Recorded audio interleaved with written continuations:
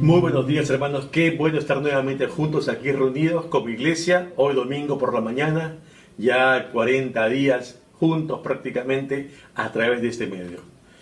Recuerda, la iglesia somos todos nosotros. Estamos en casa, pero la iglesia permanece. Y quiero decirte, hermano, que estamos muy contentos de que estemos reunidos aquí, pero también tienes que saber que estamos muy interesados en ti, en tu vida, en cómo estás. Por favor, comunícate con nosotros, escríbenos. Queremos saber a través de las redes cómo estás, si te podemos ayudar en algo. Necesitamos estar atentos a tu vida hoy también. Para eso están los grupos pequeños, los grupos humanos, la iglesia en general. Queremos contarte que estamos orando cada día por ti, cada semana, en los devocionales también por cada uno de ustedes. Y también como iglesia estamos ayudando a aquellos que vemos que tienen alguna necesidad material. Y como iglesia estamos respondiendo también a todos ellos. A la fecha, todos los que han podido ser ayudados en los grupos pequeños, en los grupos humanos y además también como iglesia a través del Ministerio de Responsabilidad Social, estamos también compartiendo todo con todos al 100%. Eso ha sido básicamente por la gracia de Dios. Pero bueno, antes de empezar el tema de esta semana, quisiéramos orar. Por favor, te invito a que tú puedas inclinar ahí tu rostro un momento. Padre bueno, te agradecemos hoy por este tiempo que nos permites como iglesia estar juntos y compartir tu palabra. Y danos, Señor, oídos prestos para oírte a ti, Señor del hombre. Guíanos, Señor, y ayúdanos a entender tu voluntad para nuestras vidas hoy también. En el nombre de Jesús. Amén. Vimos la semana pasada 3 temas que el Señor nos dejó un énfasis, ¿verdad?, que compartir. Nos dejó también que este mensaje había que ser encargado a ¿quién? A la iglesia. Y luego para ello nos dejó un ejemplo. Por eso el tema de hoy es más que pescadores, haciendo referencia justamente a ese pasaje que vimos la semana pasada y que vamos a reiterar hoy, pero desde otro punto de vista. Este tema de más que pescadores nos lleva a considerar que el campo está listo para la siega. Por eso el primer punto de este tema es vamos a los campos, vamos ya. Marcos capítulo 1, versos 16 al 20, dice lo siguiente. Andando junto al mar de Galilea, vio a Simón y a Andrés su hermano, que echaban la red en el mar porque eran pescadores. Y les dijo Jesús, venid en pos de mí, y haré que seáis pescadores de hombres. Y dejando luego sus redes le siguieron. Pasando de allí un poco más adelante, vio a Jacobo, hijo de Zebedeo, y a Juan su hermano, también ellos en la barca que remendaban las redes. Y luego lo llamó, y dejando a su padre Zebedeo en la barca con los jornaleros, le siguieron. En el Nuevo Testamento encontramos a un pueblo absolutamente religioso, judío, que muchos de ellos incluso se decían seguidores no solamente de Dios, sino aún de Moisés, a quien tenían como alguien precedente para ellos, para el pueblo. Encontramos también en el Nuevo Testamento, en los Evangelios, a alguien que tuvo discípulos, como Juan el Bautista. Pero ahora empieza Jesús su ministerio y comienza también a tener discípulos. Es interesante que Jesús tuvo entre sus discípulos algunos que fueron, diríamos hoy, incrédulos, como Tomás. Algunos que no fueron creyentes, como Judas. Algunos que en el camino escuchaban sus enseñanzas y cuando Jesús comenzaba a poner las exigencias y demandas de seguir en el reino, comenzaban a abandonarlos. ¿Te acuerdas cuando Jesús dijo a sus discípulos, ¿ustedes también quieren irse? Habían discípulos que parecían no serlo porque están en el anonimato, como José de Arimatea. Hay una singularidad de discípulos. No todos diríamos, wow, qué discípulo de Jesús. Porque muchas veces se dice, ay, pero la iglesia no es como quisiera. Son los mismos discípulos, solamente que con otros nombres. Jesús ya no es el carpintero de Nazaret. Ahora está empezando su ministerio. Tiene más de 30 años. Y su ministerio, recuerda, apunta a la cruz del Calvario, del Gólgota. Ahora, él sabe que tiene un propósito y hay un momento determinado y un fin. Pero tras ello, él va a delegar una obra particular a su iglesia, a nosotros. Jesús entonces está empeñado en enseñar a aquellos que quieren ser sus discípulos, los contemporáneos de su época, y también para nosotros. ¿Qué significa ser realmente discípulo? Y cómo ellos, y ahora nosotros, debemos hacer de otros discípulos de Jesús. En este pasaje vemos a Jesús de Nazaret, que está yendo por la ribera del mar de Galilea, el mar de Genesaret, como se conoce también a este mar. Sin embargo, vemos que él está transitando, caminando allí, pero está viendo los hombres que están en la playa. No es una mirada allí, el mar, qué bonito el mar, a ver, me voy a tomar un selfie para mi Instagram. No, él está teniendo una mirada acuciosa, cual francotirador en la mira, escudriendo perfectamente a quién tiene delante, qué es lo que está haciendo, y él siempre lo ve en perspectiva. Él sabe lo que tiene allí, a ese hombre que está allí y que tiene un potencial increíble, si es que viene a él. Son hombres que están echando las redes en el mar. Son hombres que están remendando las redes. Son pescadores.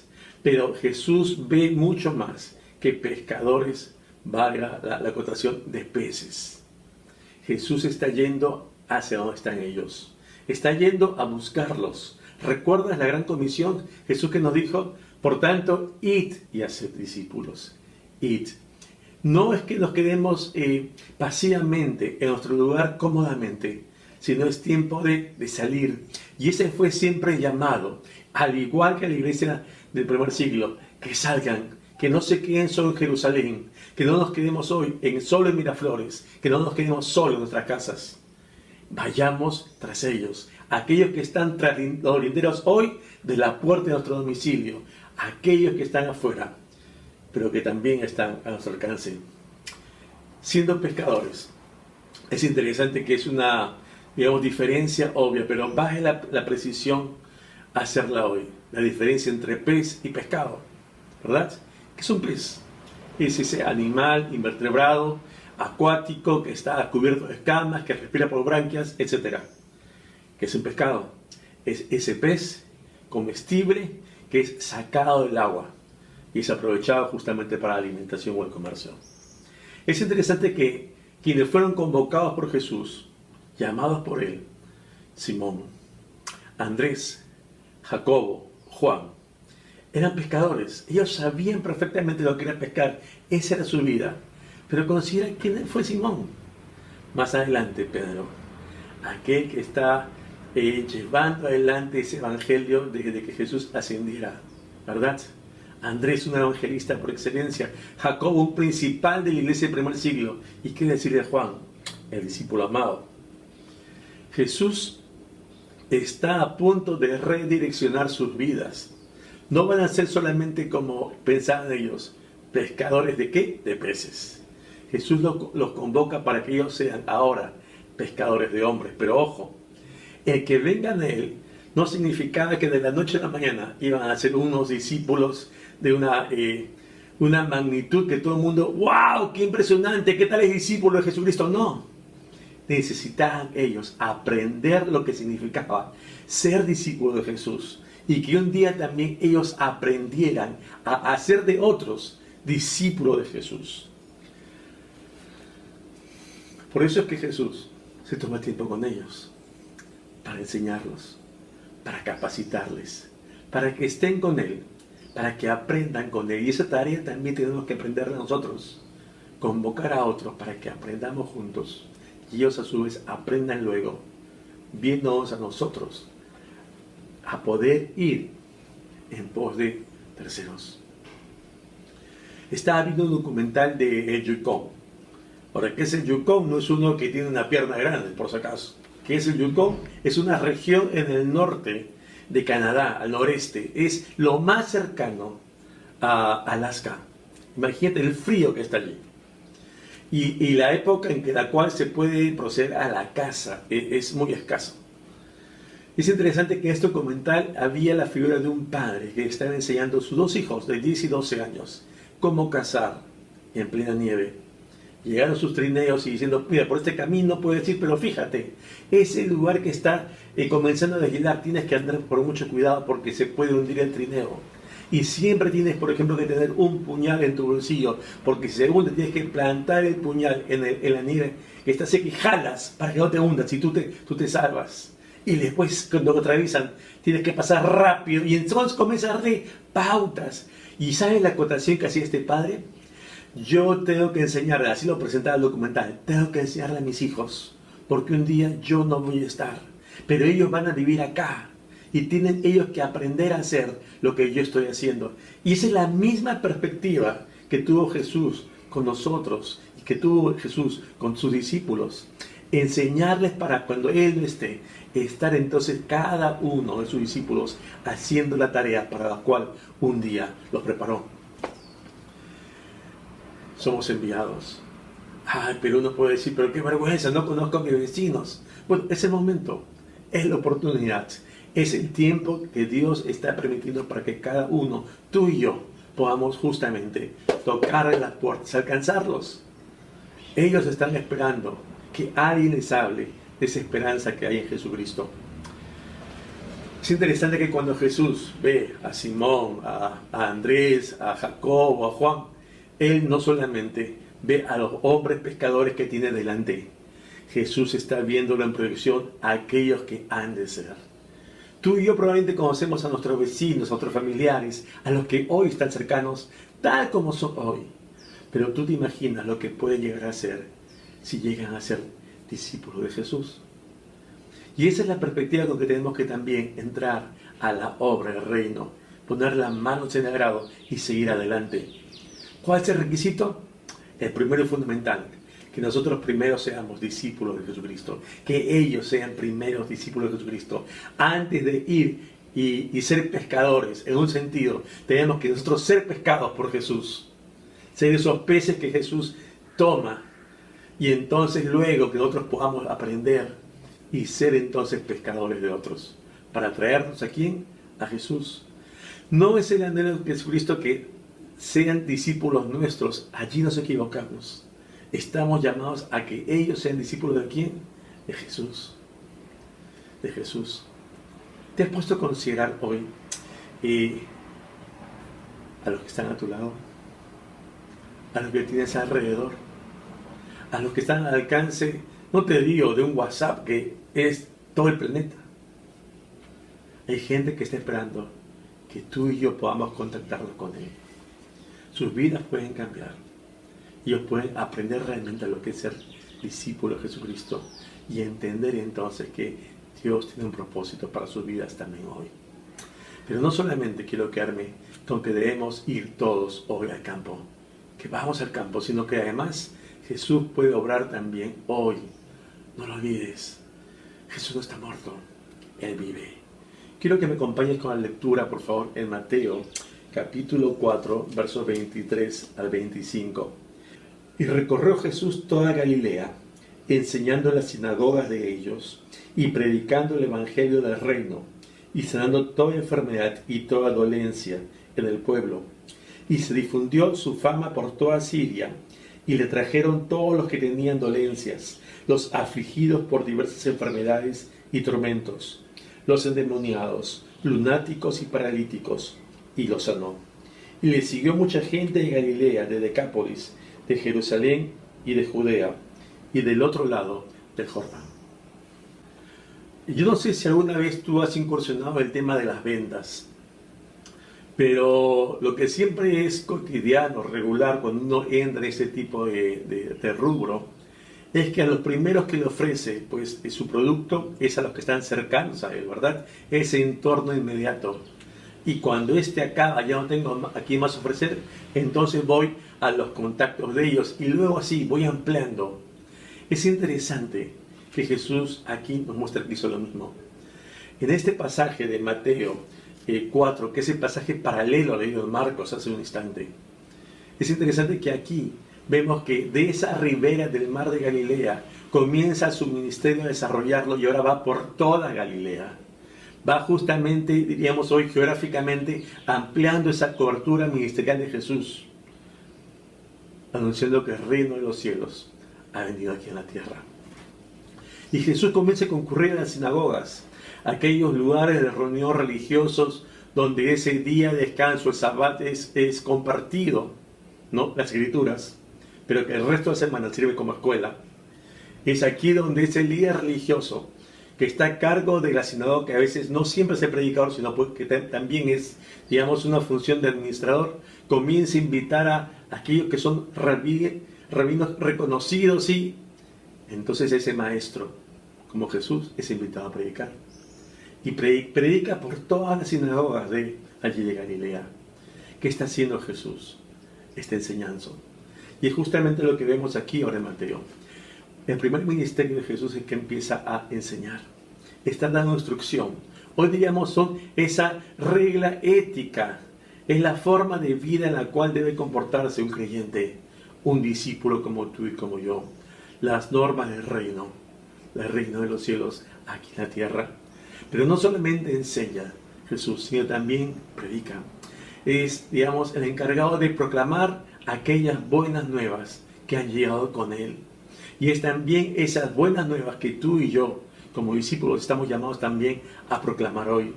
Que el reino de los cielos se ha acercado y que la salvación hoy es solamente por medio de Jesucristo. Su mensaje debe ser dado a todos. Hay quienes lo querrán oír, hay quienes no. Nuestra tarea, recuerda, no es convencer a todos, es proclamar el Evangelio a todos. Y quien no quiera, sigamos adelante. No nos quedemos con quien no quiere prestar oídos. Sigamos adelante porque hay mucha gente aún que necesita ¿qué? Oír. Porque la fe es por el oír ¿qué? La palabra de Dios. Y necesitan escuchar a aquellos que aún no han oído este mensaje. Pero si bien es cierto, la enseñanza y la predicación eran, digamos, ministerios preponderantes en su vida, había un tercero, el ministerio de sanidad. Y justamente a ello hace mención también este pasaje de Mateo. Dice que él iba y que la gente venía a él y él los sanaba. La fama de Jesús se extendía por toda Siria y le traían a él todos aquellos que estaban con enfermedades. Dice aquí la palabra que les traían los que estaban con dolencias.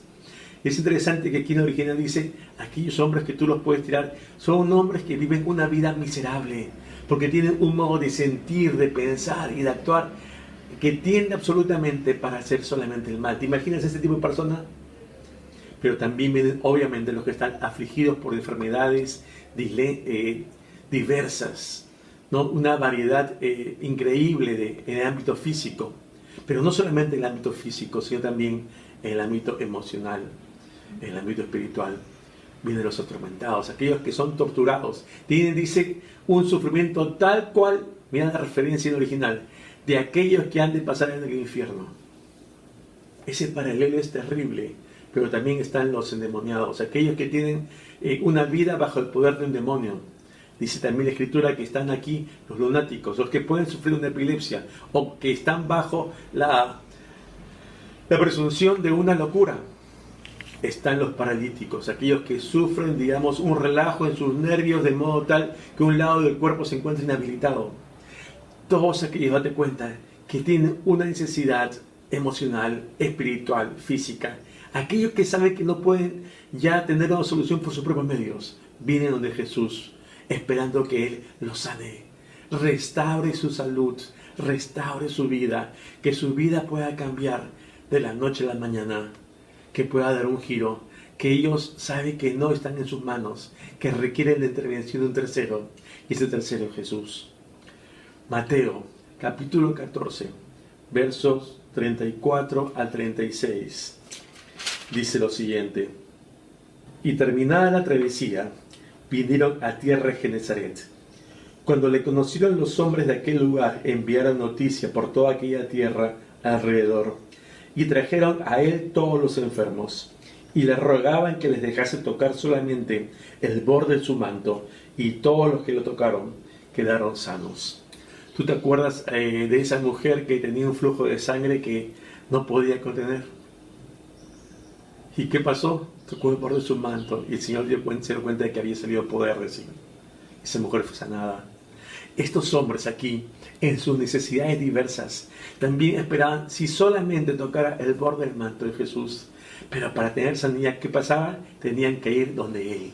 Tenía que hacer realidad y viva ese llamado a Jesús: venid a mí. Y entonces sus vidas se iban a cambiar. Esa es la realidad. Solamente llegando a la persona de Jesús, el hombre, que puede encontrar la verdadera sanidad, salud, restauración, esa auténtica paz y perdón y vida nueva que puede encontrar. Cristo puede sanar las enfermedades físicas, pero también las espirituales. y las emocionales.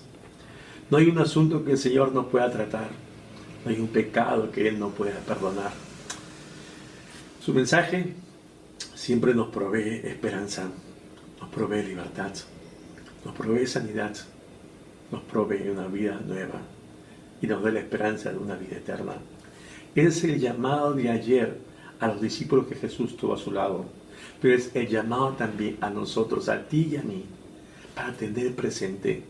Ese llamado no ha cambiado, que vamos todos a los campos, porque Jesús todavía puede obrar hoy en ti y en ellos. Amén. Vamos a orar. Cierra tus ojos ahí un instante, por favor. Padre bueno, te damos gracias en esta mañana, Señor, por tu palabra. Gracias por recordarnos, Señor, cómo debemos ser discípulos aprendiendo de ti y cómo debemos llegar a ser esos discípulos para hacer de otros discípulos tuyos. Necesitamos, Padre amado, realmente estar unidos a ti, porque somos conscientes que separados de ti nada podemos hacer. Señor, danos esa pasión, Señor. Toma nuestras vidas en tus manos y permítenos ser instrumentos de paz, de amor y de gracia, para que otras personas puedan llegar también a conocerte a ti. Porque esa es la meta, que sean tus discípulos, Señor, no nuestros. Padre bueno, encomendamos, Señor, esta semana en tus manos. Tú conoces la necesidad también de tu pueblo aquí reunido delante de ti. Señor Padre, tú provees, Señor, para la suplencia de cada necesidad en cada hogar aquí representado que está viendo este tema, este servicio. Padre, gracias porque nuestras vidas están en tus manos. Tú no nos olvidas, sino por el contrario, siempre estamos presentes delante de ti. Guarda, Señor, a cada uno de los hermanos, Señor, de esta congregación, pero también, Señor, te rogamos por los demás, por los que vivimos hoy en este planeta, Señor, porque independientemente de cada sociedad, cada país, cada cultura, cada etnia, cada lenguaje que pueda tener cada hombre y mujer que vive aquí, hoy, todos encontramos en una necesidad de ti. Algunos reconociéndolo, otros no. Ayuda a tu iglesia, Señor, a ser ese instrumento en tus manos, que sea la que pueda llevar a ellos tu palabra de gracia y de verdad. Te damos las gracias por todo. En el nombre de Jesús. Amén. Quiero terminar, hermano, animándote que puedas escuchar un instante los anuncios como iglesia para esta semana y también al final una última canción. El Señor te bendiga. Gracias por acompañarnos. Nos vemos hasta la próxima semana.